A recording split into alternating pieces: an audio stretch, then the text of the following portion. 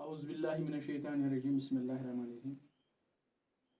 मैं 7वीं जमात के बच्चों को सोशल साइंस का क्लास देने जा रहा हूँ। पहले बच्चों अस्सलामु अलैकुम। आप जानते हैं बच्चों कि इससे पहले हमने 3 चैप्टर्स की रीडिंग मुकम्मल की है और आज हम चौथा चैप्टर पढ़ने जा रहे हैं, एयर।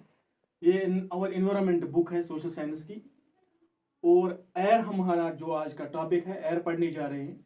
आप जानते हैं कि एयर जो है, air is mixture of gases.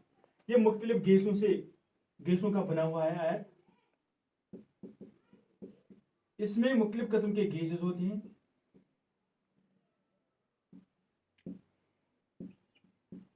और जो ये गैसेस है, it is in the blanket form. जिस तरह से हमारे अराउंड जो है, ये हमारे अराउंड ही है।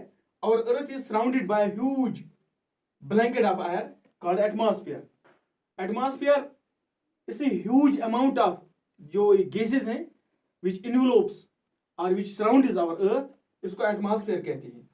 All living beings on this earth depend on the atmosphere for their survival. और सारी जो ऑर्गेनिजम्स है इस जमीन पर, वो इस एयर की ही बदौलत सर्वाइवल करती है। यानी जिंदा रहने, वो जिंदगी के काबिल है, वो जिंदा है। वो इसी वजह से जिंदा है कि इस कुरे अर्ज पे, इस जमीन पे हवा जो मौजूद है, इस वजह से वो जिंदा है। It provides us air we breathe.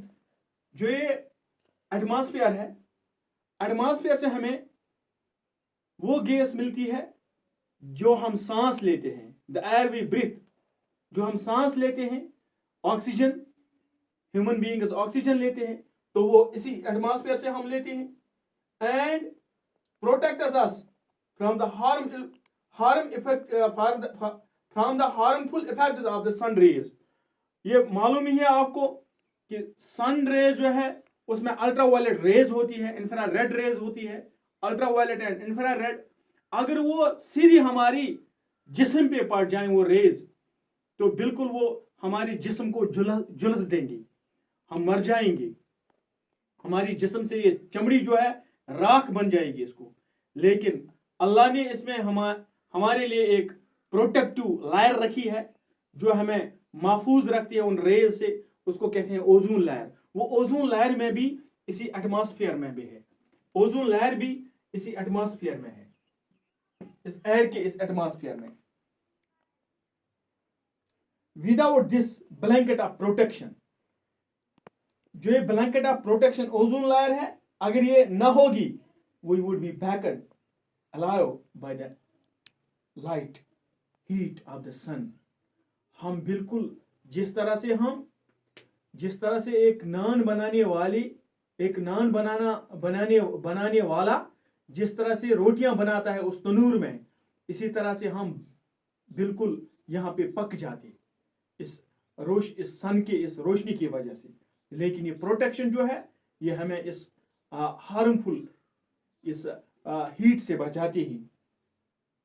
और नाइट में भी हमें ये बचाता है। किस तरह से?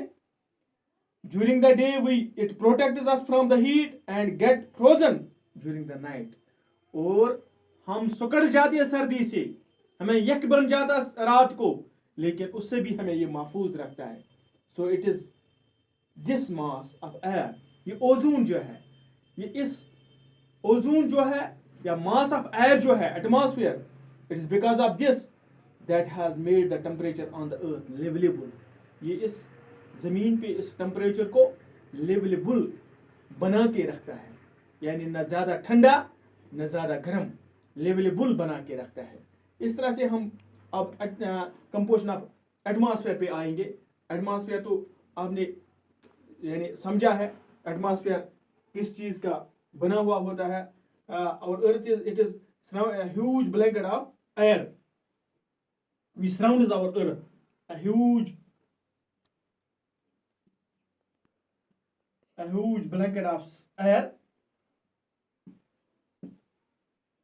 blanket of air, which surrounds our earth, which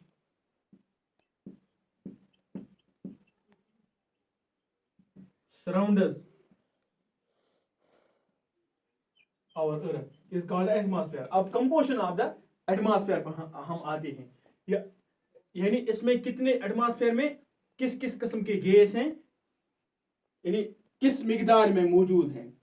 अगर हम यहाँ पे मैं एक फिगर बनाता हूँ, फिगर से मैं आपको समझाता हूँ कि नाइट्रोजन जो है इस जमीन पे, नाइट्रोजन की तादाद 78% है। Nitrogen 78% is present in this air. 78% nitrogen की तादाद है इसमें एयर में, एटमॉस्फेयर में। And there are only 21% of oxygen, और सिर्फ 21% जो है that is of oxygen, 21% oxygen. और इसके बाद 0.03% carbon dioxide, 0.03% carbon dioxide, 0.03% carbon dioxide की तादाद है हमारे इस एटमॉस्फेयर में।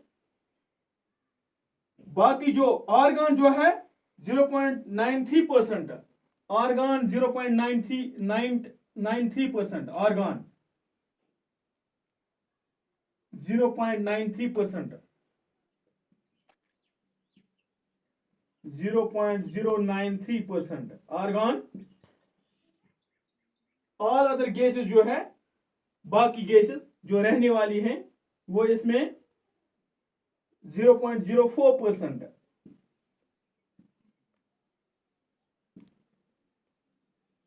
0.04% बाकी जो रहने वाली गैसेस है। इस तरह से हमारा ये एटमॉस्फेयर बन जाता है।